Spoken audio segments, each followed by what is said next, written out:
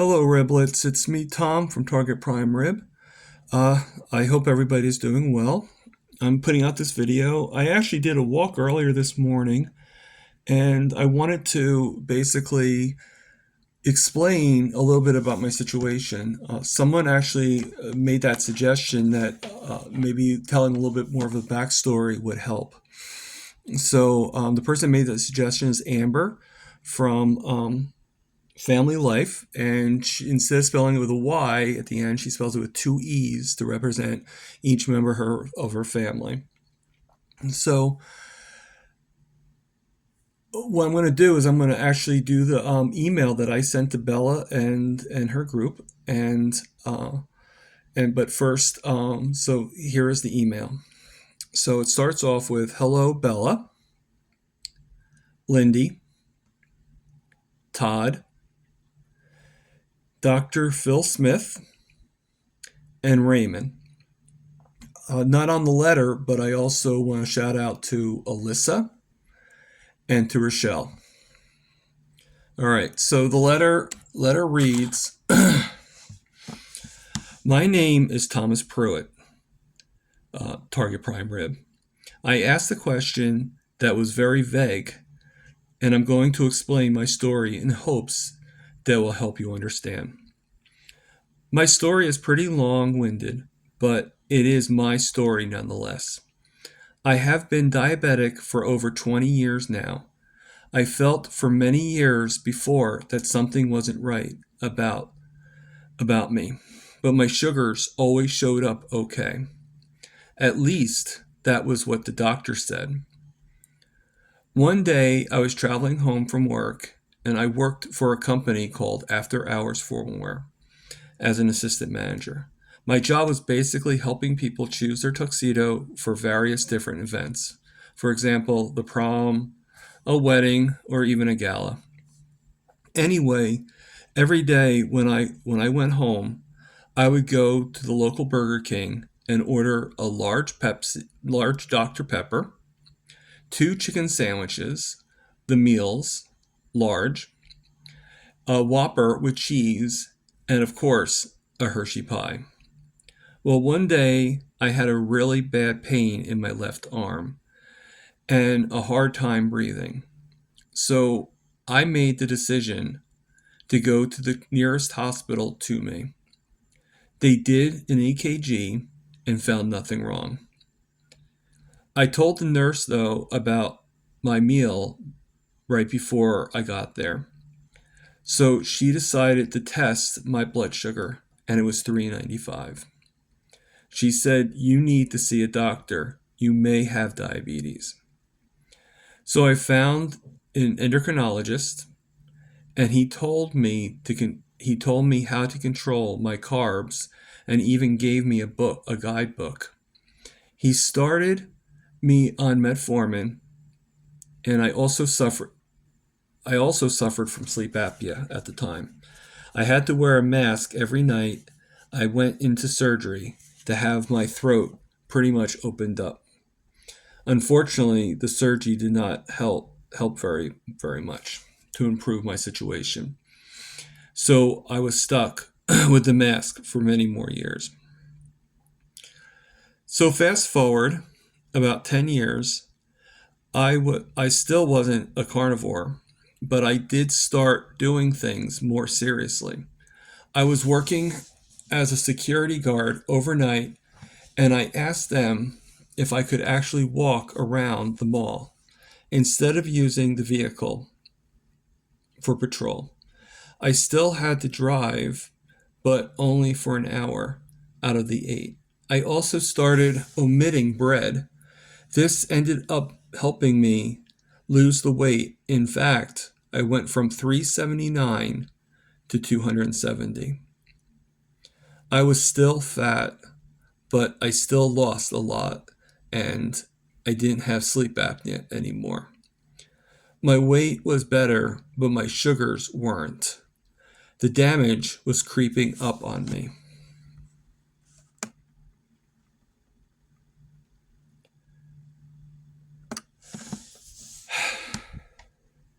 Now it is 2019, and my feet keep swelling. I even had to borrow a rental shoe from my job because my feet would swell so much I had to wear size 14s from size 13s due to how I was feeling. I was making many mistakes at my job, and I was doing my job. I was in my job for over 25 years. So I couldn't blame inexperience. My brain just could not make the decisions I used to. I would forget things like turning off the pressing table at night when I closed the store. Now, the store I worked at was Chaz Mataz Formwear. Chaz kept me there, and in the end, I gave my notice. I felt so bad making all those mistakes. I got a job closer to me selling used cars. Unfortunately, I worked for a few months, and now I was and I had gotten health insurance before my next thing happened to me. I was walking around the lot helping someone look for a car when my left foot gave out on me. I couldn't step on it. I don't know why, but I had just gotten a foot doctor, luckily, and went directly to him. I was sent to the hospital for about 2 weeks, having to get strong antibiotics through the IV. I was not feeling very well, to say the least, but the worst of it was that my job decided while I was in the hospital to take away my health insurance, even though I would have been better off not working for at least another month. I had to go back to work. The work environment was so toxic that they gave me no choice but to look for a different job. I did find a new job, and they were very great. Things were okay for a while, but issues started to occur again. My ulcer got worse and broke open. He decided to send me to the ER again, but this time for a month with even stronger antibiotics. I even had to get a PICC line in order to put them in.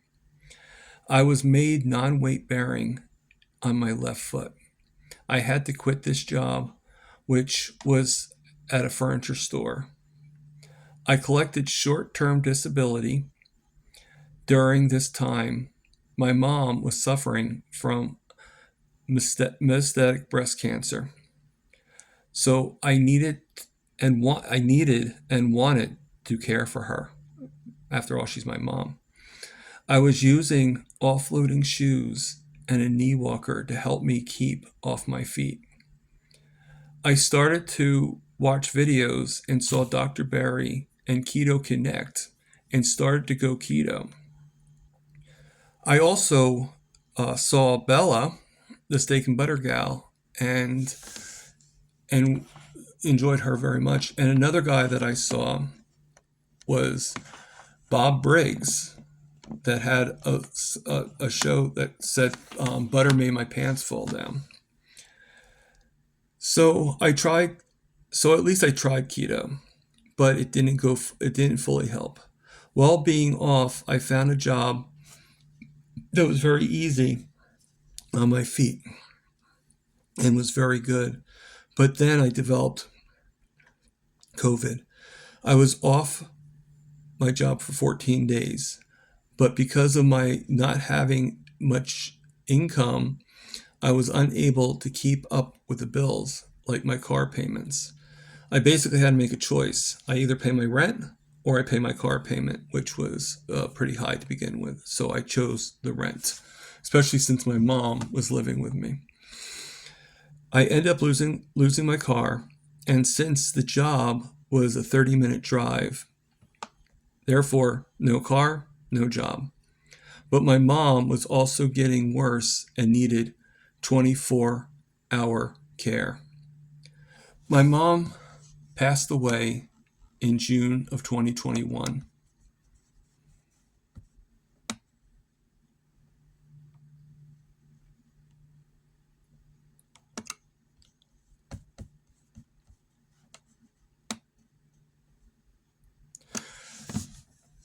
With me not working, we were paying we were paying the bills with her social security. So I had to find a job and walk with my and walk to my location. Now remember, I still had foot issues. I had to walk about 2 miles each way when the damage got worse. Now, because of losing my car, I had to change to a different foot doctor. I also looked for a roommate to sublet the room my mom used to use. My manager from the furniture store suggested that I bring in a lady that I worked with. She was having some bad luck, and I wanted to help, and I figured it was a perfect match, and I needed the extra income. What I didn't know was she was a very heavy drinker and a manipulator. She made it so uncomfortable for me that I had to take base in my bedroom, and I even got a refrigerator so then I wouldn't have to go out there as often. She was so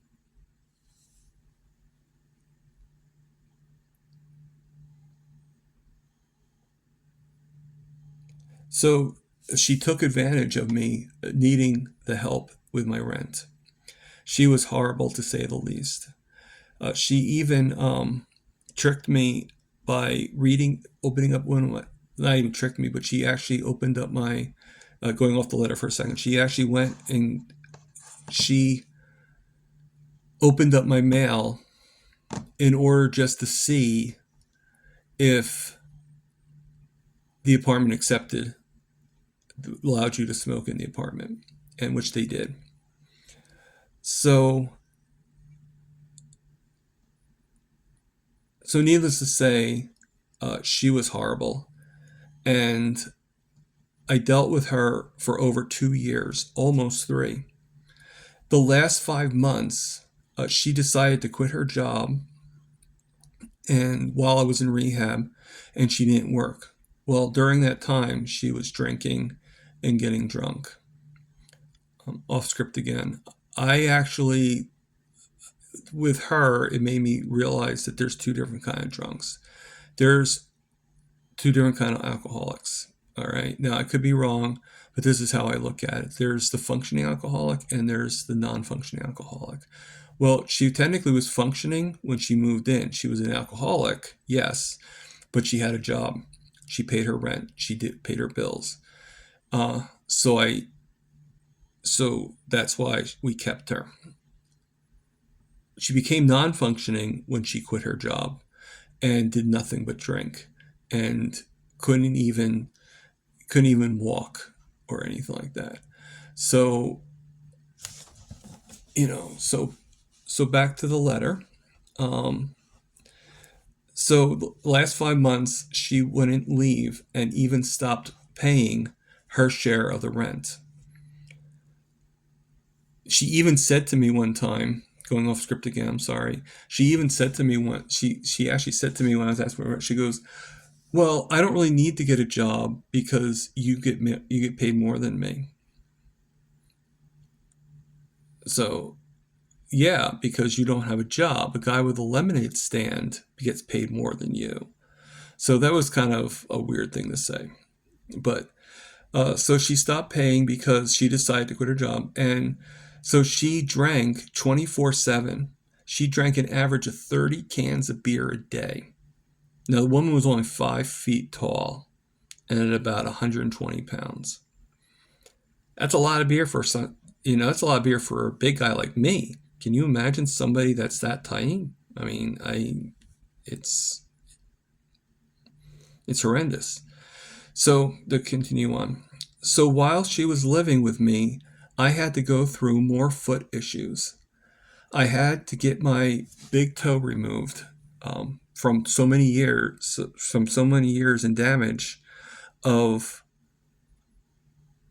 my lifestyle. And even though I did get better and better with my lifestyle and admit things and do more activity and stuff like that, unfortunately the sugars were still not going down and the insulin resistance was still a problem. So after 6 months of that, though, later I had the other four removed from the same right foot. I was in rehab for over 3 months each time. Being non weight bearing, I had to use a wheelchair. Now, remember, while I'm in rehab, all right, going off the script again, remember when I was in rehab, the food there, like I went because I realized that the carbs were not helping. But if you go to a nutritionist in rehab, 90% of the time, there is one guy that's actually changing that spectrum. And I forget his name, I do apologize. But, which he's a pioneer, so I should remember his name. But he basically, they would be like, oh, you're low carb. And they would still give me rice. They'd still give me French toast. They would still give me pan. And then when I wanted to have the good foods, they're like, oh, you can't have that. So I was actually able to get my way on the last time I was in rehab. I was a little bit more sterner, and I said, I do not want to be put on a diabetic diet, not, at least not your diet. Let me do mine. And it worked. And my sugars were actually pretty good. So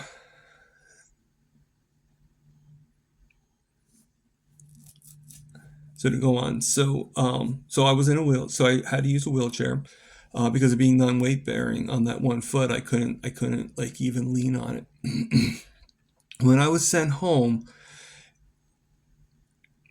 in the wheelchair, I started to get really bad pain.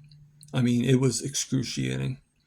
So bad, I couldn't even sit up in the chair. The pain was so bad, I had to I had to like go into the bed, so I went like back and forth in the wheelchair to the bed, to the wheelchair, and I was just like bawling. Tears were coming out of my eyes. Uh, but with that pain, I needed to have it checked. So I went to the hospital, and they only gave me a strong pain pill through an IV, like a strong Tylenol. I mean, not even a strong pain pill, just like a Tylenol, but intravenously. Um, the pain pill and sent me home. A few days later, I went back for the same reason, and they gave me a laxative and kicked me out of the hospital. I mean, like literally, the security guard actually wheeled me in the wheelchair outside and said, okay, you can go home now. Never been discharged, nothing. Okay, horrible, horrible, horrible. I actually did complain to the administration. And they ended up giving me they gave me a laxative, because I said to them I hadn't gone in like 3 days, so they figure a laxative. So that happened to me. So a couple days later, which actually just so happened to be a day before my birthday, all this is happening around my birthday, around I think it was my 50th birthday actually, I had to go back. This time I actually had to be taken by ambulance, and I couldn't use the wheelchair at all. I couldn't get out of the bed. I I couldn't even move up or down. All right. My my back was so bad I was practically paralyzed in the bed. I had a lot of issues. Um, while I was in the rehab, she was getting worse and worse, obviously, because she quit her job. So with her drinking, I also have to, with her drinking. So, she was pretty problematic. Matter of fact, going off script again, I had a bird that I needed her to take care of. And he died because she never fed him. So these are the type of things that we had to deal with. And, you know, and there's all these issues. And I also was taking omeprazole at the time, and I was trying to I weaned down to one pill a day to about one pill every 4 days. But I had so many stomach issues with my infection and, the infection in my back, because that's what happened to me. It ended up, to go back a little bit, I do apologize, and it's not in the note, but to explain, the reason why I couldn't walk was because I had an infection right inside my spine. Now, they found out by doing the MRI and all that stuff, but they didn't. I mean, like, I might have been a lot better if they actually looked at it the first time around and did some tests. I don't know, but I mean, you can't help but think that, you know. So I was in rehab for another 3 months, and I had another PICC line in my arm. If anybody doesn't know, PICC line basically is uh, it's like almost like an IV, but it goes a little bit above the crease of the elbow, and it goes down, and you have to like use kind of like a sonogram, I guess you call it, like, to be able to see inside the vein, and you follow it, and you actually take the tube, and it goes about a half an inch away from your heart, and it stays in there, and you're able to inject the antibiotic, and really a really good nurse will also be able to take your blood too through it, which a lot of times, with IVs you can't take blood through an IV, but this you can if the nurse is good at what she does. So I had, in order to test this out, I had the MRI, I had the CAT scan, and all that stuff. So I went through hell, and and I've been through all this stuff, and there's more to it. I mean, I probably will do I probably will do some videos about each thing, describing things I went through. I mean, fast forward now, uh, and she is gone. I have a new roommate that is very good. He's paying his rent, and I mean, he has some things going on, and I'm trying to help him as much as I can. But you know, but he's a good person, and which is probably why I'm trying to help him. And I started to eat carnivore. I started going full carnivore probably a few months ago, but 2 months ago, with a few cheats here and there, so carnivore-ish, if you want to call it that.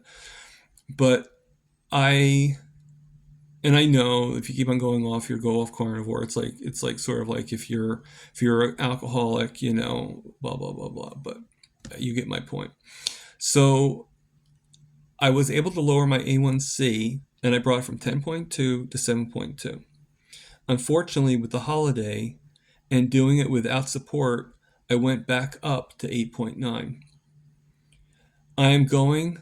My goal is 5.4, as I've mentioned in other videos. I'm going to bring it down because my health basically depends on it. Now that's the end of the letter.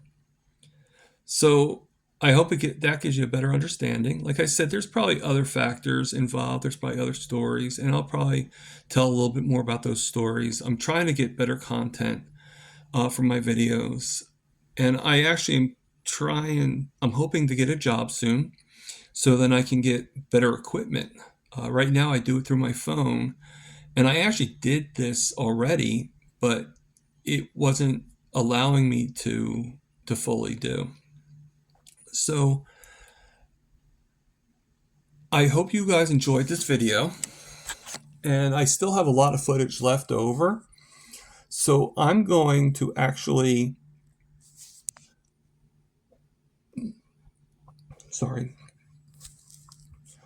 I'm going to actually sign off from here.